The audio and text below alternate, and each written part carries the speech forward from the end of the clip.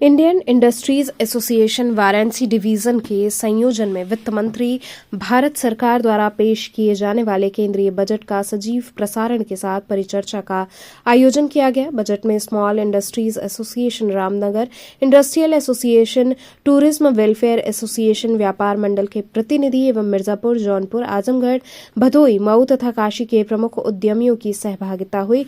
बजटोपरांत परिचर्चा में आयकर विभाग से आयुक्त, जीएसटी से अपर आयुक्त, एसजीएसटी से अपर आयुक्त एवं सभी बैंक के उच्च अधिकारीगण, चार्टर्ड अकाउंटेंट्स, प्रमुख अर्थशास्त्री, उद्यमी एवं व्यापारी एक ही छत के नीचे बजट विश्लेषण पर चर्चा की।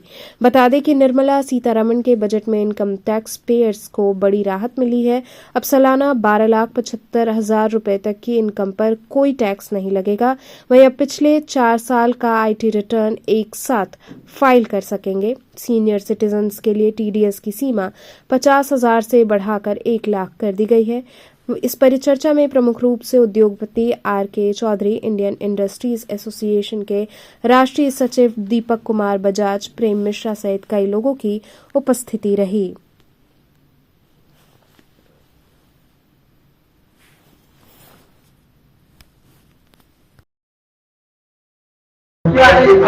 बजट पेश क्या कहना चाहिए? देखिए, निश्चित रूप से ये एक सकारात्मक बजट है। जो हमारे प्रधानमंत्री जी की सोच है कि सबका साथ, सबका विश्वास और सबका प्रयास इस बजट में दृष्टिगोचर होता है। 2047 तक विकसित भारत बनाने की दिशा में भी एक सकारात्मक कदम है। इस बजट की हम लोग बात करें तो यह बजट गरीब, युवाओं, किसानों और हमारी महिलाओं का तो है ही है, साथ साथ हर सेक्टर का ध्यान रखा गया है। धार्मिक डेस्टिनेशन बढ़ाने के भी सरकार ध्यान दे रही है। हर शहर को एयर कनेक्टिविटी से जोड़ने के लिए भी इस बजट में प्रावधान है। आने वाला समय एआई का है तो सरकार एआई के लिए भी 500 करोड़ का बजट इस बजट में रखा गया है। टेक्नोलॉजी पे सरकार फोकस कर रही है। शिक्षा पे गवर्नमेंट स्कूल के जो है अच्छे बने, इसके लिए अटल टिंकरिंग लैब जो है गवर्नमेंट स्कूलों में सरकार स्थापना करने जा रही है। तो कह सकते हैं कि ये बजट को मिला करके अच्छा बजट है। एमएसएमई के लिए हम लोग को और भी कुछ उम्मीदें थी, लेकिन सरकार ने क्रेडिट गारंटी स्कीम बढ़ाई है, तो कहीं न कहीं इसका भी स्वागत हम करते हैं और हम मानते हैं कि यह बजट हर व्यक्ति को, अंतिम व्यक्ति तक जो है कुछ न कुछ बेनिफिट जरूर दे। देखिए, व्यापारी की भी बात करें तो अगर मार्केट में अगर हमारे गरीब, युवा या मिडिल वर्ग अगर सशक्त होगा तो व्यापारियों को भी इसका लाभ निश्चित रूप से मिलेगा। उनका परचेजिंग पावर बढ़ेगा मिडिल वर्ग का, तो कहीं न कहीं व्यापार के लिए भी सकारात्मक रहेगा। वहीं चार्टर्ड अकाउंटेंट जय प्रादवानी ने बजट को लेकर बताया कि बजट में इनकम टैक्स को लेकर बड़ी राहत दी गई है। न्यू टैक्स रिजीम के तहत अब 12 लाख रुपए तक की कमाई पर कोई टैक्स नहीं देना होगा। नौकरी पेशा लोगों के लिए 75,000 के स्टैंडर्ड डिडक्शन के साथ ये छूट 12,75,000 रुपए हो गई है।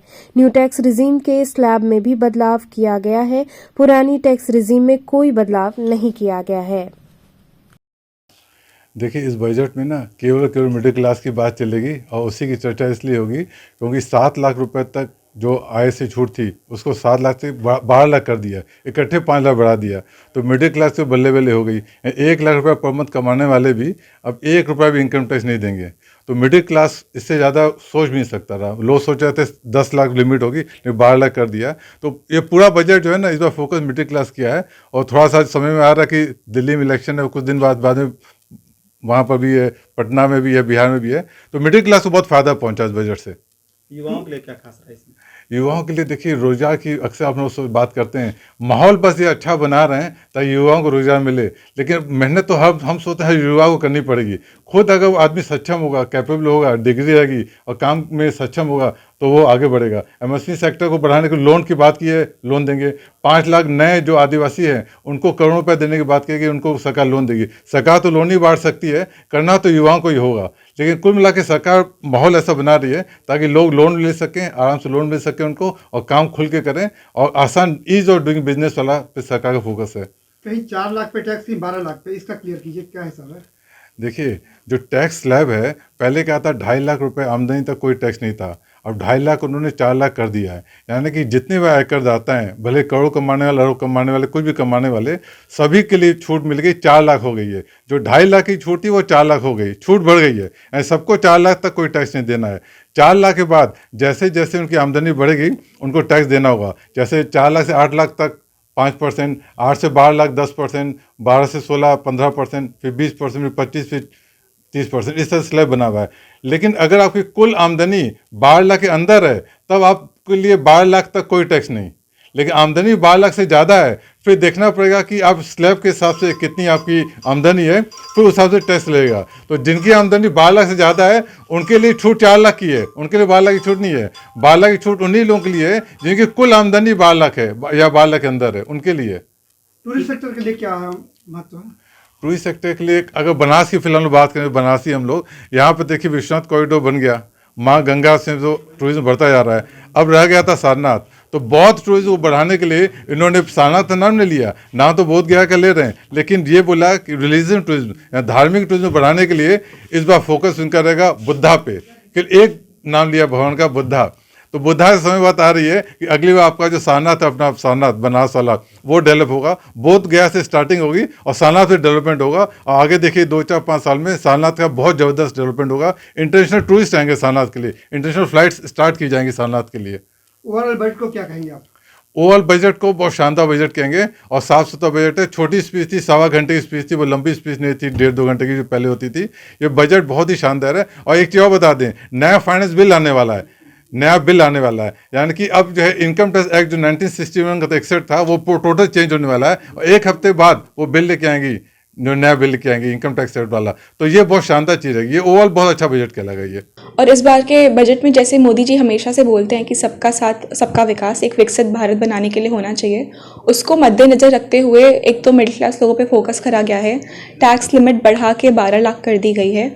उसके अलावा जैसे सबने कहा कि वाराणसी को टूरिज़्म स्पॉट बनाने के लिए सारनाथ पे भी फोकस किया गया है ताकि यहाँ ज़्यादा से ज़्यादा टूरिस्ट आएँ। अभी तक महाकुंभ के चलते आपने देखा होगा कि इतनी सारी पॉपुलेशन ऑलरेडी आ गई है। अब बुद्ध लोगों पे फोकस किया गया है कि आगे बुद्ध लोग भी आएँ। उसके अलावा युवा को फोकस करते हुए जैसे आजकल टेक्नोलॉजी बढ़ती जा रही है तो आर्टिफिशियल इंटेलिजेंस को फोकस पॉइंट बना के सरकार ने ये बजट दिया है कि 500 करोड़ रुपए अलॉट हो रहे हैं centre of excellence of artificial intelligence बनाने के लिए। और उसके अलावा जो कैंसर पेशेंट्स हैं उनकी मेडिसिन पे कस्टम ड्यूटी हटा दी गई है ताकि उनको और ईज़ हो आगे अपना इलाज कराने के लिए। तो ओवरऑल सबके लिए ही ध्यान रख के सबको देख के बजट काफ़ी अच्छा बना है इस बार का। महिलाओं के लिए कितना लाभकारी होगा? महिलाओं के लिए जैसे मैंने बोला कि एक तो कैंसर पेशेंट्स को मद्देनज़र रखते हुए उनके मेडिसिन पे कस्टम ड्यूटी हटा दी है। और उसके अलावा जो यूथ ओवरऑल रहा है, IITians और नीट वालों के अलावा भी स्किल डेवलपमेंट प्रोग्राम निकाले गए हैं ताकि सभी अपना